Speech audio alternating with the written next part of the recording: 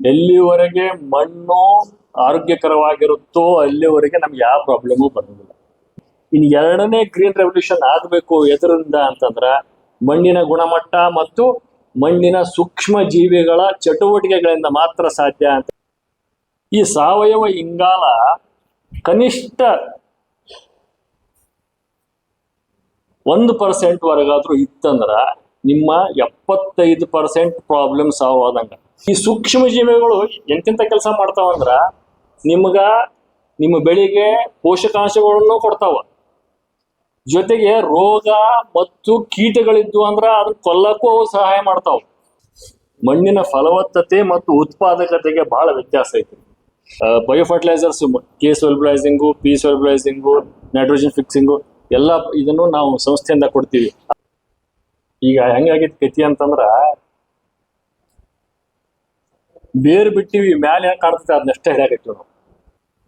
ಯಾವ್ದು ವೆರೈಟಿ ಹೆಚ್ಚಿಗೆ ಇಳುವರಿ ಕೊಡ್ತೈತಿ, ಯಾವ ಗೊಬ್ಬರ ಹೆಚ್ಚು ಇಳುವರಿ ಕೊಡ್ತೈತಿ ಅಂತ ಅಷ್ಟೇ ವಿಚಾರ ಮಾಡಾಕತ್ತೀವಿ ಹೊರತು ಅದನ್ನ ಹಿಡಿಯುವಂತಹ ಈ ಮಣ್ಣಿನ ಬಗ್ಗೆ ನಮ್ಮ ಲಕ್ಷ್ಯ ಬಹಳ ಕಡಿಮೆ ಆಗೈತಿ. ಎಲ್ಲಿವರೆಗೆ ಮಣ್ಣು ಆರೋಗ್ಯಕರವಾಗಿರುತ್ತೋ ಅಲ್ಲಿವರೆಗೆ ನಮ್ಗೆ ಯಾವ ಪ್ರಾಬ್ಲಮು ಬರೋದಿಲ್ಲ. ಕಬ್ಬು ಬೆಳೆಗಾರನ 3-4 ವಿಷಯಗಳ ಬಗ್ಗೆ ಲಕ್ಷ್ಯ ಇಡು. ಒಂದು, ಮಣ್ಣಿನ ಫಲವತ್ತತೆ ಮತ್ತು ಉತ್ಪಾದಕತೆ. 2, ನೀರು ನಿರ್ವಹಣೆ, ಗೊಬ್ಬರ ನಿರ್ವಹಣೆ, ಸಾಲು ನಿರ್ವಹಣೆ. ಈ 4 ವಿಷಯದ ಬಗ್ಗೆ ನಿಮ್ಗ ಅರಿವು ಇತ್ತು ಅಂದ್ರ ನಿಮ್ಗ 50-75% ಪ್ರಾಬ್ಲಮ್ ನಿಮ್ ಕಡಿಮೆ ಆಗ್ತೈತಿ. ಈ ಮಣ್ಣು ನೀವು ಟೆಸ್ಟ್ ಮಾಡ್ತೀರಿ, ಮಣ್ಣು ಟೆಸ್ಟ್ ಮಾಡಿದ್ಮ್ಯಾಗ ಅವ್ರಿಗೆ ರಿಪೋರ್ಟ್ ಕೊಡ್ತಾರೆ.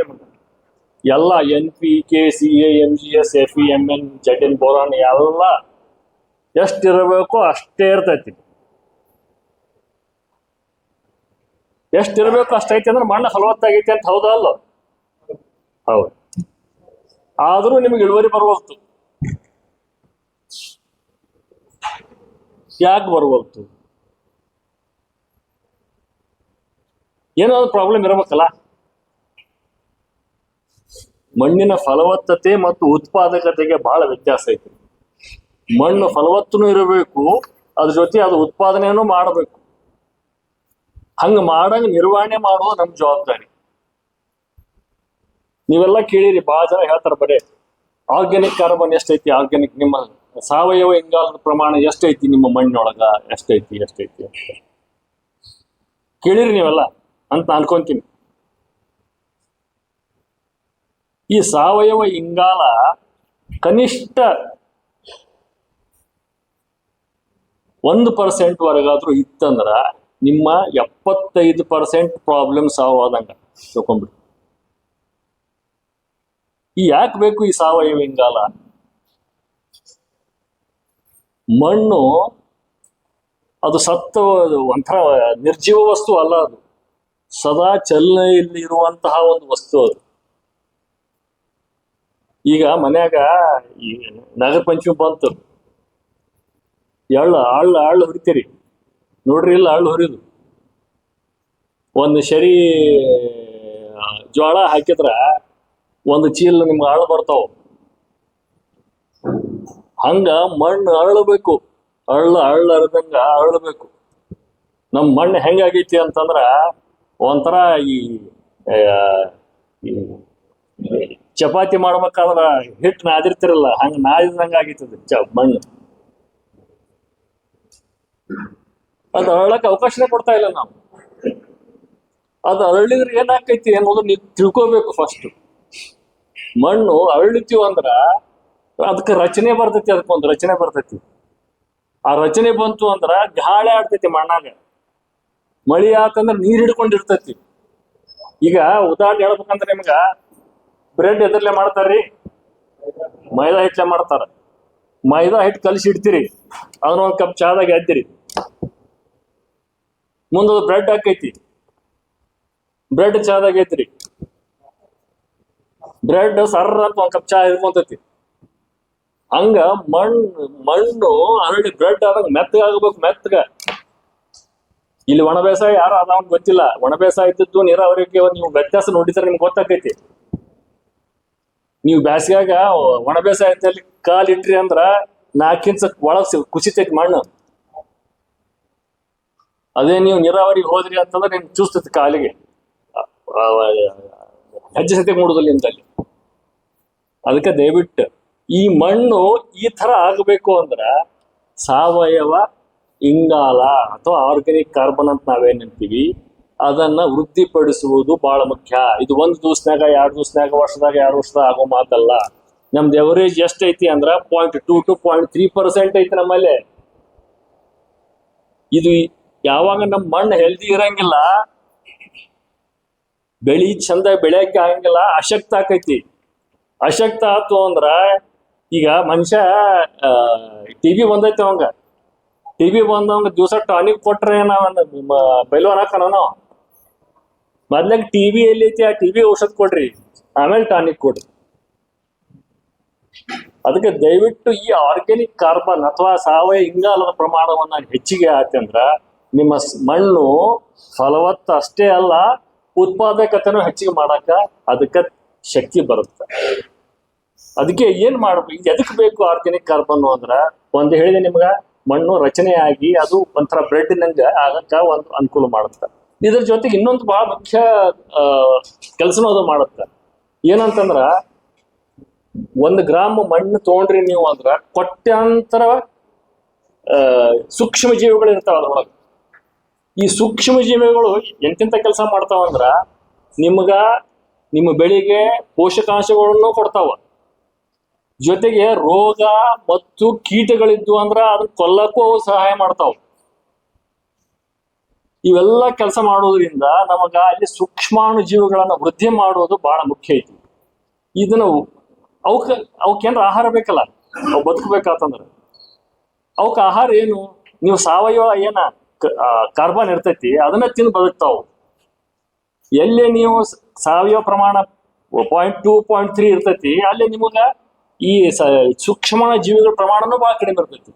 ಹಿಂಗಾಗಿ ನಿಮ್ಮ ಬೆಳೆಗೆ ಯಾವ ಶಕ್ತಿನೂ ಕೊಡ್ಲಿಕ್ಕೆ ಅವು ಸಾಧ್ಯ ಇಲ್ಲ. ಅದ್ರ ಸಂಬಂಧ ನೀವು ಈಗ ನಾನು ನಮ್ಮ ಸಂಸ್ಥೆಯಿಂದ ಪ್ರಾಡಕ್ಟ್ ನಾವು ಕೊಡ್ತೀವಿ ನಿಮಗೆ. ಏನು ಅಂತಂದ್ರೆ ಮೆಟ್ರಿಸಿಯಂ ಕೊಡ್ತೀವಿ, ಟ್ರೈಕೋಡರ್ಮಾ ಕೊಡ್ತೀವಿ, ಅಸ್ಟೋಬ್ಯಾಕ್ಟರು, ಪಿ ಸೊಲ್ಯುಬಲೈಸಿಂಗ್ ಬ್ಯಾಕ್ಟೀರಿಯಾ, ಇವೆಲ್ಲ ಕೊಡ್ತೀವಿ ನಾವು ನಿಮ್ಗೆ. ಈಗ ಯಾರೋ ಕೇಳಿದ್ರು, ಮೆಟ್ರಿಸಿಯಂ ಕೆಲಸ ಮಾಡ್ತೈತೇನ್ರಿ ಅಂತ ಹೇಳಿ. ಮೆಟ್ರಿಸಿಯಂ ಕೆಲಸ ಮಾಡ್ತೈತಿ ಯಾವಾಗ ನಿಮ್ಮಲ್ಲೇ ಸಾವಯವ ಇಂಗಾಲ ಇರಬೇಕು. ಅದಕ್ಕೆ ಬದುಕಾಕ ಅವಕಾಶ ಕೊಡಬೇಕು, ಅದಕ್ಕೆ ಆಹಾರ ಕೊಡಬೇಕು. ಅದಿದ್ರೆ ಮಾತ್ರ ಅದನ್ನ ನೀವು ಅದನ್ನ ಎಕ್ಸ್ಪೆಕ್ಟ್ ಮಾಡಕ್ ಸಾಧ್ಯ ಐತೆ. ಹೊರತು ನಿಮ್ಮಲ್ಲಿ 0.1, 0.2% ಇದ್ದು ನಾ ಮೆಟ್ರಿಸಿಯಂ ಹಾಕಿ ನೀವು ರೆಕಮೆಂಡೆಡ್ ಮೆಟ್ರಿಸಿಯಂ ಹಾಕಿದಂತ್ರಿ ನನ್ನ ಹತ್ರ ನಂಗೆ ರಿಸಲ್ಟ್ ಬರಲಿಲ್ಲ, ನಂಗೆ ಬಣ್ಣೆ ಒಳಗೆ ಕಂಟ್ರೋಲ್ ಆಗಲಿಲ್ಲ ಅಂತ ಏನು ಮಾಡೋಕ್ಕಾಗಿಲ್ಲ. ಅದಕ್ಕೆ ನಮ್ಮಲ್ಲಿ ನಾವು ನಿಮ್ಮ ಸಂಸ್ಥೆಯಿಂದ ಅತಿ ಕಡಿಮೆ ದರದಲ್ಲಿ ನಿಮಗೆ ಮೆಟ್ರಿಸಿಯಮ್ ಕೊಡ್ತೀವಿ, ಆಮೇಲೆ ಟ್ರೈಕೋಡರ್ಮಾ ಕೊಡ್ತೀವಿ, ಸುಡೋಮೊನಾಸ್ ಕೊಡ್ತೀವಿ. ಯಾರು ವೆಜಿಟೇಬಲ್ ಯೂಸ್ ಮಾಡ್ತಿದ್ದಾನೆ ಸುಡೋಮೊನಾಸ್ ಹಾಕೋಬಹುದು.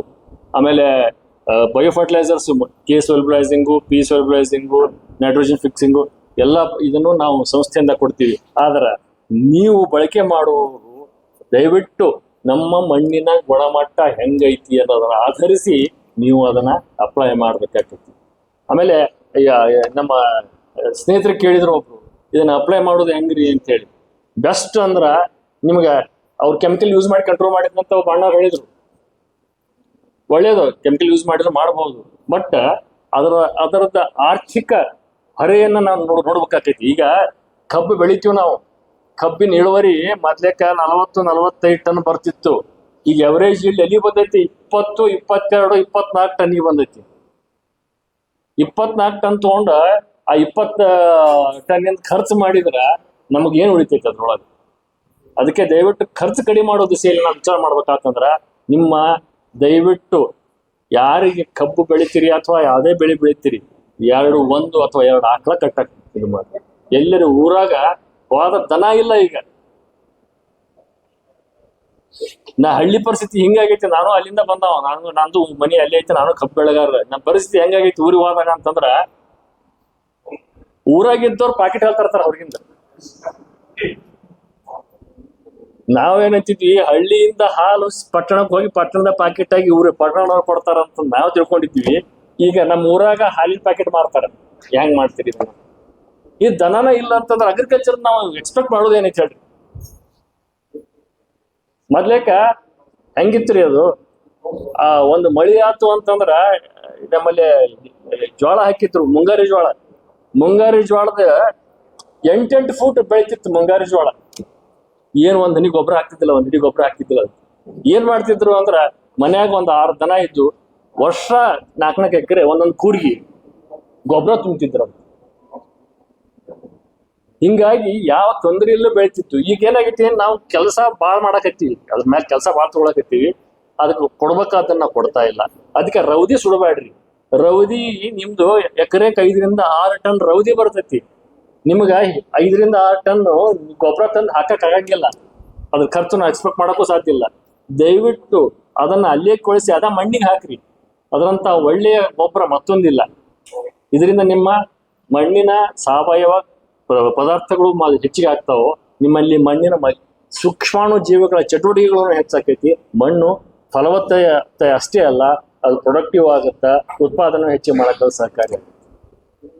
ಇನ್ನು ನಮ್ಮ ಇನ್ಸ್ಟಿಟ್ಯೂಟ್ ಆಕ್ಟಿವಿಟಿ ಬಗ್ಗೆ ಹೇಳ್ಬೇಕಂತಂದ್ರ, ನಾವು ಟಿಶ್ಯೂ ಕಲ್ಚರ್ ಸೀಡ್ಲಿಂಗ್ಸ್ ಕೊಡ್ತೀವಿ. ಟಿಶ್ಯೂ ಕಲ್ಚರ್ ಸೀಡ್ಲಿಂಗ್ಸ್ ನಾವು ಕೊಯಮತ್ತೂರಿಂದ ಪ್ಯೂರ್ ವೆರೈಟಿ ತಂದು ಅದನ್ನ ಇಲ್ಲಿ 9 ತಿಂಗಳು ನಾವು ಲ್ಯಾಬೊರೇಟರಿ ಒಳಗೆ ಇರ್ತೈತಿ. ಅದು 9 ತಿಂಗಳು ಲ್ಯಾಬೊರೇಟರಿ ಇರ್ತೈತಿ. ಅಲ್ಲಿಂದ ಹೊರಗೆ ತಂದು ಹಾರ್ಡ್ನಿಂಗ್ ಮಾಡ್ತೀವಿ 2 ತಿಂಗಳು. ಅದಾದ್ಮೇಲೆ ನಿಮಗೆ ಕೊಡ್ತೀವಿ. ಇದು ನಾವೇನು ಇಲ್ಲಿ ಸದ್ಯ ನಾವು ಕೊಡ್ತಾ ಇರೋದು ಒಂದೇ ವೆರೈಟಿ 86032 ಒಂದೇ ಕೊಡ್ತೀವಿ, which is a recommended variety of the government. ಅದನ್ನ ನೀವು ತಂದು ಎಕರೆ ಗಟ್ಟಲೆ ಹಚ್ಚೋದಲ್ಲ. ಈಗ 10 ಎಕರೆ ಐತಿ, 5 ಎಕರೆ ಐತಿ, 8 ಎಕರೆ ಐತಿ ಕಬ್ಬು, ನೀವು ಚಲೋ ಬೀಜ ಹಾಕಬೇಕು ಅಂತಂದ್ರ ನಮ್ಮಿಂದ 1,000 ಅಥವಾ 1,500 ಅಗಿ ತಗೊಂಡು ಹೋಗಿ ಅದನ್ನ ನೀವು ಒಂದು 6 ಗುಂಟೆ 8 ಗುಂಟೆದೊಳಗೆ ಹಚ್ಕೊಂಡು 7 ತಿಂಗಳಿಂದ 8 ತಿಂಗಳಿಗೆ ಸೀಡ್ ಮಟೀರಿಯಲ್ ರೆಡಿ ಆಕೈತಿ. ಅದನ್ನ ನೀವು ಕಡ್ದು ನೀವು ನಿಮ್ಮ ಮೇನ್ ಹೊಲಕ್ಕೆ ಹಚ್ಕೊಂಡ್ರಿ ಅಂತಂದ್ರ ಅದು ಒಳ್ಳೆಯ ಇಳುವರಿ ಕೊಡ್ಲಿಕ್ಕೆ ಸಾಧ್ಯ ಐತಿ. ಈಗ ನಮ್ಮ ನುಲಿಯವರು ಹೋಸತ್ತೆ ಒಂದು 10,000 ಅಗಿ ತಂದು ಹಚ್ಕೊಂಡ್ರು. ಈ ಸರಿ ಅದನ್ನ 2ನೇ ಜನರೇಷನ್, ಇದು 1ನೇ ಜನರೇಷನ್ ಅಲ್ಲ, 2ನೇ ಜನರೇಷನ್ ಈಗ ಐತಿ, ನೀವು ನೋಡ್ಬೋದು. ಈ ಟಿಶ್ಯೂ ಕಲ್ಚರ್ ಮಾಡೋದ್ರ ಏನ್ ಅಡ್ವಾಂಟೇಜು ಅಂತಂದ್ರ ವೆರೈಟಿಯಲ್ಲಿ ಪ್ಯೂರಿಟಿ ಇರ್ತೈತಿ. ಈಗ ಏನಾಕೈತಿ, ಈಗ ನಾ ಹಚ್ಚಿರ್ತೀನಿ, ನನ್ನ ಇನ್ನೊಬ್ರು ಕೊಡ್ತೀನಿ, ಅದು ಮತ್ತೊಬ್ರಿಗೆ ಹೋಗ್ತೈತಿ. ಹಿಂಗ ಅದೇನು ಕಂಟಿನ್ಯೂಸ್ ಅದನ್ನೇ ನಾವು ಹಾಕೋತ್ ಹೋಗ್ತೀವಲ್ಲ, ಅವಾಗ ಏನಾಕೈತಿ, ಅವಾಗ ಒಬ್ಬ 10 ಸಾಲ ಕಡಿಮೆ ಬೀಳ್ತೈತಿ ಬೀಜ. ಅವಾಗ ಏನ್ ಮಾಡ್ತಾನೆ, ಮಕ್ಳು ಹೋದಾಗ ತೊಗೊಂಬಂದ್ ಹಚ್ಚೋ ಮಾರ ಎಲ್ಲಿ ಕಾಯ್ಕೊಂಡ್ ಕುಂದಿರ್ತಿ ಹಚ್ಚೋದನ. ಹಿಂಗಾಗಿ ಅದು ಕೋಡ್ಗಳು ಯಾಕೈತಿ, ಕೋಡ್ಗುಳಿ ಅದ್ ಯಾವ ವೆರೈಟಿ ಯಾವ್ದು ಅಂತ ಅನ್ನೋದೇ ಗೊತ್ತಾಗಂಗಿಲ್ಲ. ಹಿಂಗ ಒಂದ್ 4 ಜನರೇಷನ್ ಹೋಗೋದ್ರಾಗ ಆದ್ರೆ ಅದರದ ಇಳುವರಿ ಪ್ರಮಾಣ ಕಡಿಮೆ ಆಗ್ಬಿಡ್ತೈತಿ. ಅದನ್ನ ತಡಿಲಿಕ್ಕೆ ನಾವು ಟಿಶ್ಯೂ ಕಲ್ಚರ್ ಏನ್ ಕೊಡ್ತೀವಲ್ಲ, it is a pure variety. Tissue culture ಮಾಡೋದ್ರಿಂದ ರೋಗನೂ ಇರಂಗಿಲ್ಲ ಅದಕ್ಕೆ. It is a disease free. Tissue culture ಇದಕ್ಕೆ ಡಿಸೀಸ್ ಫ್ರೀ ಇರ್ತೈತಿ. ಅದನ್ನ ತಂದು ನೀವು ಕಮರ್ಷಿಯಲ್ಗೆ ನಾವು ಕೊಡಂಗಿಲ್ಲ. ಯಾಕಂದ್ರ ಅದು ನಮಗೆ ಒಂದು ಸೀಡ್ಲಿಂಗ್ ತಯಾರು ಮಾಡ್ಬೇಕಂತಂದ್ರ 15 ರೂಪಾಯಿ ಖರ್ಚು ಬರ್ತೈತಿ. ಆದ್ರ ಸಂಸ್ಥೆಯಿಂದ ನಾವು ಸಬ್ಸಿಡೈಸ್ ಇದ್ರೊಳಗ ಪ್ರತಿ ಸಸಿಗೆ 7 ರೂಪಾಯಿದಾಗ ಕೊಡ್ತೀವಿ. ಅದನ್ನ ನೀವು ಎಕರೆ ಗಟ್ಟಲೆ ಹಚ್ಚಿದ್ರ ನಿಮಗೂ ಅದ್ರ ಉಪಯೋಗ ಆಗಂಗಿಲ್ಲ. ಅಲ್ಲಿಂದ ಫಸ್ಟ್ ಕ್ರಾಪ್ ಏನ್ ಬರ್ತೈತಿಲ್ಲ, ಅದು ಲ್ಯಾಬೊರೇಟರಿಯಿಂದ ಬಂದಿರ್ತೈತಿ. ಹಿಂಗಾಗಿ ನೀವೇನು ಎಕ್ಸ್ಪೆಕ್ಟ್ ಮಾಡ್ತಿರಲ್ಲ ಅಷ್ಟು ಚಲೋ, ಅಷ್ಟು ದಪ್ಪ, ಅಷ್ಟು ಗರ್ತು ಬರಂಗಿಲ್ಲ ಅದು. ಇದನ್ನ ನೀವು ಒಂದು 8 ರಿಂದ 10 ಗುಂಟೆದೊಳಗೆ ಹಚ್ಕೊಂಡು ಅದನ್ನ ನೀವು ನೆಕ್ಸ್ಟ್ ನಿಮ್ಮ ಹೊಲಕ್ಕ ಬೀಜ ಅಂತ ಮಾಡ್ಕೊಂಡ್ರಿ ಅಂದ್ರ ಅದು ಒಂದು ಒಳ್ಳೆ ಇಳುವರಿ ಕೊಡಾಕ ನೀವು ಇಲ್ಲಿ ಮಾಡಿದವ್ರು ಕೇಳಿರ್ಬೇಕಾದ್ರೆ ಭಾಳ ಜನ ಮಾಡಿ ತೊಗೊಂಡು ಹೋಗಿ ಅದನ್ನ ಹಚ್ಕೊಂಡಾರ. ಆಮೇಲೆ ಈಗ ನಿಮ್ಮ ಹುಕ್ಕೇರಿ ಫಾರ್ಮ್ನಾಗೂ ಅದ ಟಿಶ್ಯೂ ಕಲ್ಚರ್ ಐತಿ. ಈಗ 16 ಎಕರೆ ಅದು ಟಿಶ್ಯೂ ಕಲ್ಚರ್ ಸೀಡ್ಲಿಂಗ್ಸೇ ಅದಾವು. ಅದಕ್ಕೆ ಪ್ಯೂರ್ ವೆರೈಟಿ ಬೇಕಾಗಿತ್ತಂದ್ರ ನಮ್ಮಲ್ಲಿಂದ ಸೀಡ್ಲಿಂಗ್ಸ್ ಒಯ್ರಿ. ನಾವು ರೈತರಿಗೆ ಕೇವಲ 1,000 ರಿಂದ 1,500 ಮಾತ್ರ ಕೊಡ್ತೀವಿ, ಹೆಚ್ಚಿಗೆ ಕೊಡಂಗಿಲ್ಲ. ಅಂದ್ರೆ ಇಟ್ ಇಸ್ ಕಮರ್ಷಿಯಲ್ ಪ್ರೊಡಕ್ಷನ್ಗೆ ಅದು ಉಪಯೋಗವೂ ಇಲ್ಲ. It is only for seed multiplication. ಯಾರು 10 ಎಕರೆ 15 ಎಕರೆ 20 ಎಕರೆ ಕಬ್ಬು ಹಚ್ಬೇಕಂತ ವಿಚಾರ ಐತಿ ಅಂಥವ್ರು ನೀವು ತೊಗೊಂಡು ಹೋಗಿ ಹಚ್ಕೊಂಡ್ರ ಅದು ಒಳ್ಳೇದಾಗ್ತೈತಿ. ಇಷ್ಟು ನಾವು ಇದಲ್ಲದೆ ನಾವು ಮೆಟ್ರೀಸಿಯಂ ಕೊಡ್ತೀವಿ. ಯೂನಿವರ್ಸಿಟಿ ಏನ್ ಕೊಡ್ತೈತಿ ಅದಕ್ಕಿಂತ ಕಡಿಮೆ ರೇಟ್ನಾಗ ಕೊಡ್ತೀವಿ ರೈತರಿಗೆ ಅಂತ ಹೇಳಿ. ಮೆಟ್ರೀಸಿಯಂ ಕೊಡ್ತೀವಿ, ಟ್ರೈಕೋಡ್ರಮಾ ಐತಿ, ಅದು ಅಜಿಟೋಬ್ಯಾಕ್ಟರ್ ಐತಿ, ಆಮೇಲೆ ಪಿ ಸೊಲ್ಬೈಸಿಂಗು, ಪೊಟ್ಯಾಷಿಯಂ ಸೊಲ್ಬೈಸಿಂಗ್ ಎಲ್ಲ ಅದಾವು. ದಯವಿಟ್ಟು ಇದರ ಉಪಯೋಗವನ್ನು ನೀವು ತಗೋರಿ. ಎಲ್ಲಕ್ಕಿಂತ ಮುಖ್ಯವಾಗಿ ಮಣ್ಣಿನ ಗುಣಮಟ್ಟವನ್ನ ಹೆಚ್ಚಿಸಲಿಕ್ಕೆ ನಿಮ್ಮಿಂದ ಸಾಕಷ್ಟು ಪ್ರಯತ್ನ ಇಂದಿನಿಂದಲೇ ಪ್ರಾರಂಭ ಆಗಲಿ. ಇಲ್ಲ ಅಂತಂದ್ರೆ ಮುಂದಿನ 2 ಜನರೇಷನ್ ಆಗೋದ್ರೊಳಗೆ ಭೂಮಿ ಬರಡಾಗುವ ಎಲ್ಲ ಲಕ್ಷಣಗಳು ಅದಾವು. ದಯವಿಟ್ಟು ಮಣ್ಣಿನ ಆರೋಗ್ಯಕ್ಕೆ ನಾವು ಹೆಚ್ಚಿನ ಒತ್ತು ಕೊಡೋಣ. ಹಿಂದೆ ಹೇಳಿದ್ರು ಒಬ್ರು, ಫಸ್ಟ್ ಗ್ರೀನ್ ರೆವಲ್ಯೂಷನ್ 1967-68 ಸುಮಾರಾಗ ಆದಾಗ ಅದು ಎದರಿಂದ ಆಯ್ತು ಅಂತಂದ್ರ ಒಳ್ಳೆಯ ತಳಿಗಳು ಮತ್ತು ಗೊಬ್ಬರದ ಬಳಕೆಯಿಂದ ನಾವು ಹಸಿರು ಕ್ರಾಂತಿಯನ್ನ ಮಾಡಿದ್ವಿ. ಈಗ ಎಂತ ಬಂಗಾರದ ತಳಿಗಳು ಹಚ್ಚಿದ್ರು ನೀವು ಇಳುವರಿ ಒಳಗೆ ಅಷ್ಟೇ ಬರೋದು. ಎದಕ್ಕ? ನಮ್ಮ ಮಣ್ಣಿನ ಶಕ್ತಿ ಕಡಿಮೆ ಆಗೈತಿ. ಇನ್ನು ಎರಡನೇ ಗ್ರೀನ್ ರೆವಲ್ಯೂಷನ್ ಆಗ್ಬೇಕು ಎದರಿಂದ ಅಂತಂದ್ರ ಮಣ್ಣಿನ ಗುಣಮಟ್ಟ ಮತ್ತು ಮಣ್ಣಿನ ಸೂಕ್ಷ್ಮ ಜೀವಿಗಳ ಚಟುವಟಿಕೆಗಳಿಂದ ಮಾತ್ರ ಸಾಧ್ಯ ಅಂತ ಹೇಳ್ತಾ ನನ್ನ ಮಾತಿಗೆ ವಿರಾಮ ಕೊಡ್ತೀನಿ. ದಯವಿಟ್ಟು ಮಣ್ಣಿನ ಬಗ್ಗೆ ಹೆಚ್ಚಿನ ಒತ್ತು ಕೊಡ್ರಿ ಅಂತ ಹೇಳ್ತಾ